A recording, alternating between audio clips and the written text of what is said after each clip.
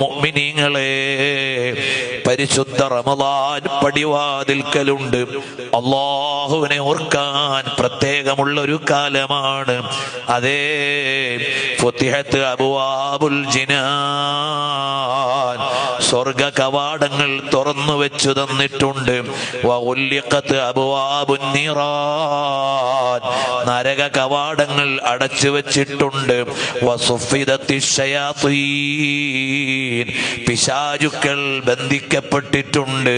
നിങ്ങൾ സൽക്കർമ്മം കൊണ്ട് പരിശുദ്ധ റമളാനിനെ അനുഗ്രഹീതമാക്കണേ. കഴിഞ്ഞ റമളാനിലുള്ള എത്രയോ ആളുകൾ ഇനി റമളാൻ വരവേൽക്കാനില്ല.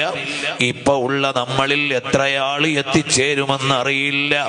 അപ്പോൾ റമളാൻ എത്തിക്കാൻ വേണ്ടി നമ്മൾ ദുആ ചെയ്യുകയാണ്. ആ റമളാൻ കിട്ടിയാൽ നമ്മുടെ ജീവിതത്തിന്റെ ടൈം ടേബിൾ മുഴുവനും ഒന്ന് മാറ്റിവെക്കണം. പരിശുദ്ധ റമളാനിനെ ആഘോഷത്തോടെ വരവേൽക്കണം.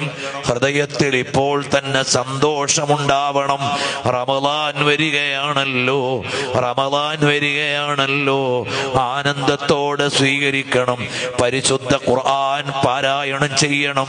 ഇന്ന് സോഷ്യൽ മീഡിയയിൽ വ്യവഹരിച്ചിട്ട് അതാ മൊബൈലിൽ നമ്മുടെ സമയം മുഴുവനും പല നിലക്കും ചെലവഴിക്കുന്ന ഒരു കാലമാണ്.